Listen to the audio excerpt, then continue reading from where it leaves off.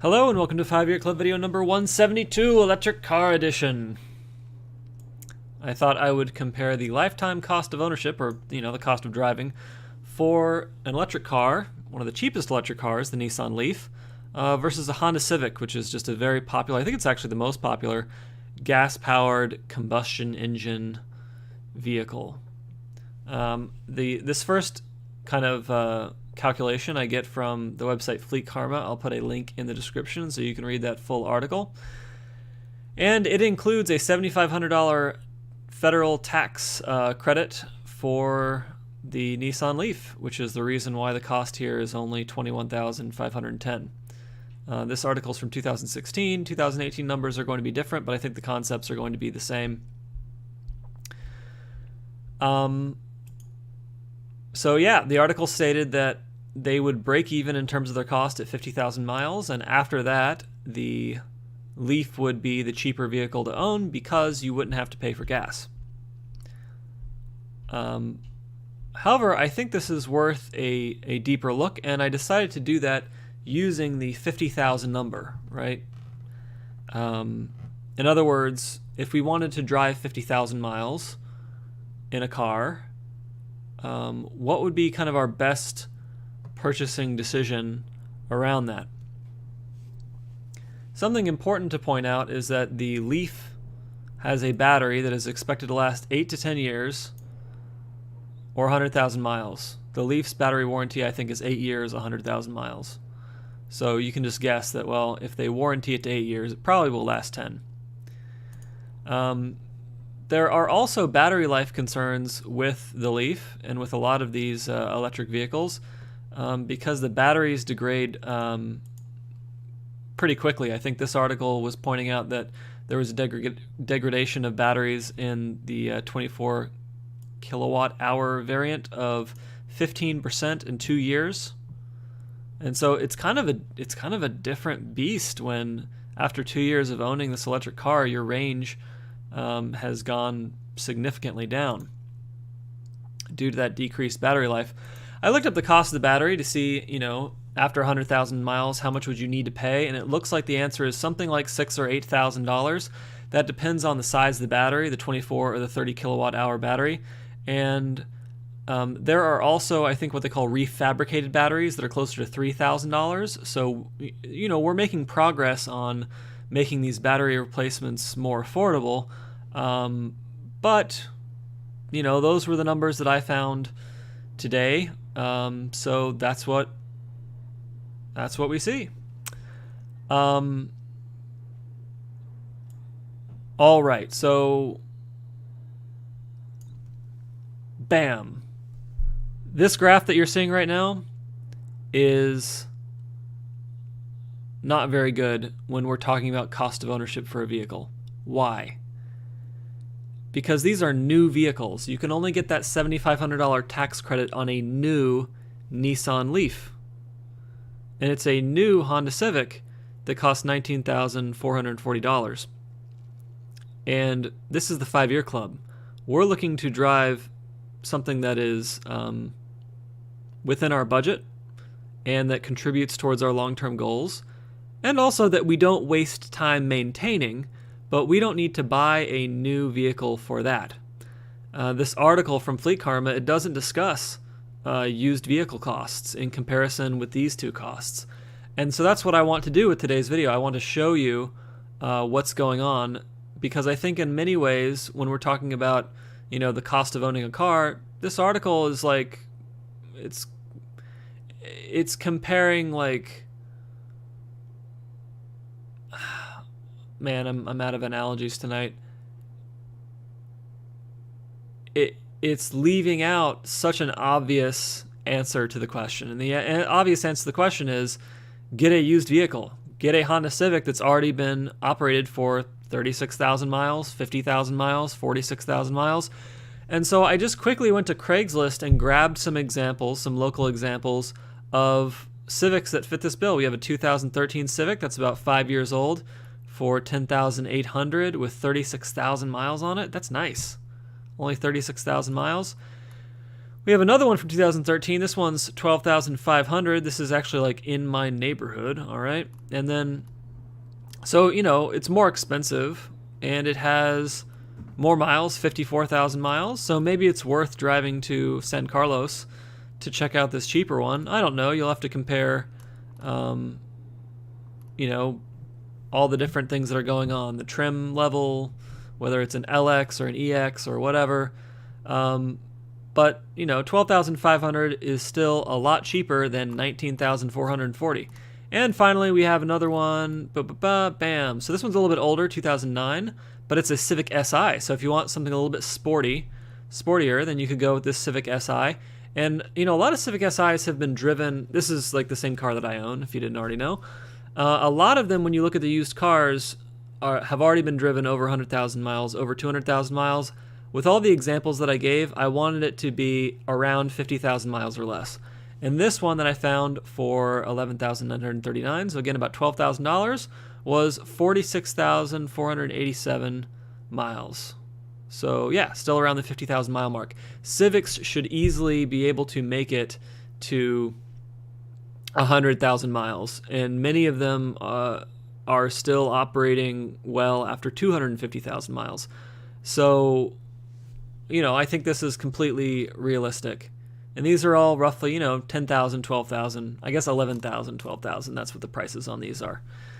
So it was cool to find this one that had only been driven 46,487. You have options. You don't have to get the base Civic model. You can get like the high performance engine and pay a little bit more for your gas. Anyway, so let's just do a comparison here. We have the cost of driving a used Civic, right? And I took the $10,800 example. That's $14,180 for 50,000 miles. So I used the driving cost estimates that they cited in that article, and I just applied it to the used Civic. So I assume that's like maintenance and gas, all that kind of stuff. Maybe also insurance, I don't know.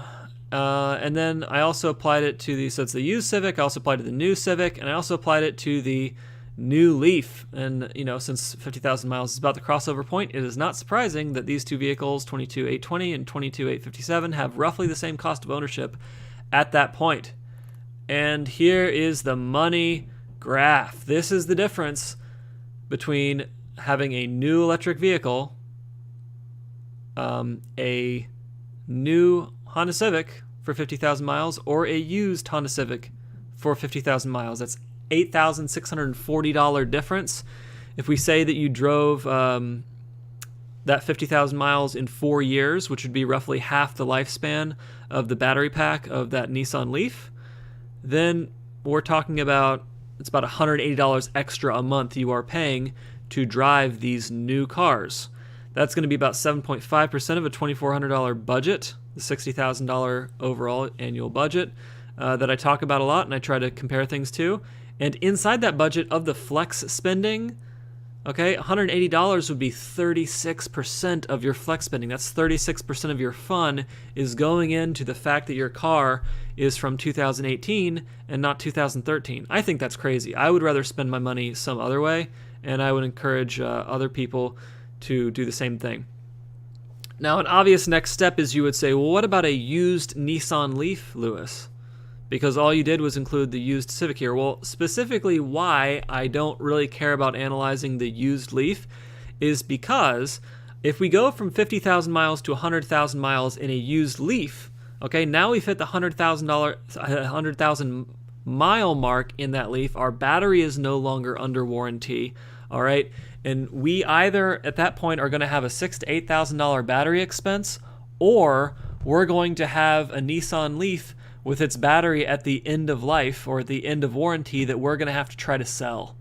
And I don't think a lot of people are going to want to pay a ton of money for a Nissan Leaf when they're going to have to then turn around and pay another $6,000 to $8,000 for a new battery. It would be a much smoother and less time-wasty process if we just at that point had a Civic that had 100,000 miles on it. And we just drive it for another 50,000 miles and we save that much more money. And Civics have a great record of going 50,000 more miles. So there you go. I mean, you know, personal commentary, my Civic is like 83,000, 84,000 miles. I still feel great about that car. I haven't had any maintenance problems at all, and it just works. And I can listen to my audiobooks in my NPR and play some pop music occasionally. Some pop music, popular music, what the kids are listening to today. No, I just said that because it has a subwoofer like in the back. And so I can actually get the bass going, so that's nice. But I will have to say, like, the default stereo on these cars, I care a lot about music, is not very good. And so I'm kind of thinking maybe at the 100,000 mile mark, I'll treat myself, or at least, spend a little bit of money and upgrade the stereo as a way of, like, thanking myself for holding on to this thing for 100,000 miles. And of course, I'll then be forced to drive it for another 100,000 miles. Yay! I initially modeled the car with a 200,000 mile total lifespan. But blah blah blah. Details aside, what are my final thoughts after this talk show about electric vehicles? I like the environment a lot, and I think on the one hand you can say, driving an electric vehicle, I'm not burning as much CO2, right? You have to look at the CO2 output of the of whatever's generating the electricity. But I think it's likely that is more efficient than whatever's running in the car engine, so it's a good bet that you are generating less CO2. However, by driving a new vehicle, you are creating demand for the manufacture of new vehicles. And when you create demand for the manufacture of new vehicles, there is the carbon footprint of producing the vehicle itself, which includes transporting transporting the lithium for the batteries across the ocean, and the melting of the steel and the creation of everything inside the car. And there's quite a bit of carbon footprint to that. I haven't looked it up. I probably should have. But that could very well offset the carbon savings that you're going to get from the not using gas. That doesn't mean that we shouldn't use electric vehicles. It just means that while there are still plenty of if we used our existing combustion engine vehicles more efficiently, then we would not burn as much overall CO2 in the car business. We would not need to do as much industrial work around cars. That's just a fact. If you really want to save the environment with cars, drive your car less, bike to work, move close to where you work, move close to a grocery store. So that's what it is on the environmental side. I don't have anything against electric cars. I think their main advantage for most people I know is that they can use the ultra commuter lane in the Bay Area. I don't know about other states. But the very final thing I want you to remember, as of 2018, is this chart. All right? Owning an electric vehicle and not paying for gas is not right now about saving money. It's not. Because the numbers just don't add up. It's, when it comes to saving money on vehicle and using that money for something else that's productive, a used car is still the way to go. There are plenty of them available. They're not hard to find. I know that the new electric vehicles have like fancy features and touch screens and meters and all this kind of stuff inside. It's cool technology. I love technology. It's cool stuff, but it's just not about the money. So don't lie to yourself and say that owning the electric car is about the money. It's not. It's about the fact that you want a new vehicle.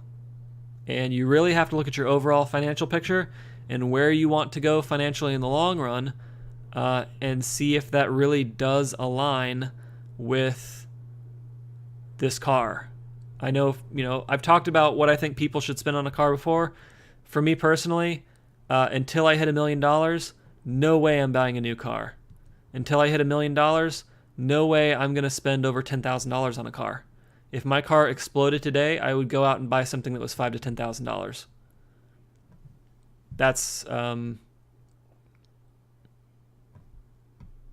That's what works for my plan, and I think there are a lot of reasons to back that up.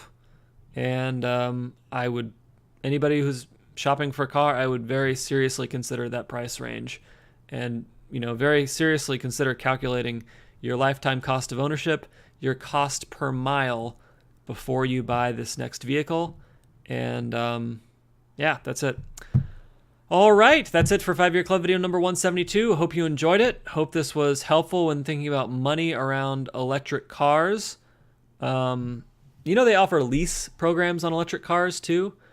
I haven't run the numbers on those. Leases are almost always more expensive in the long run than owning and paying cash. And I would not be surprised at all if that is the case for an electric car, even with these different tax credits and subsidies and whatever.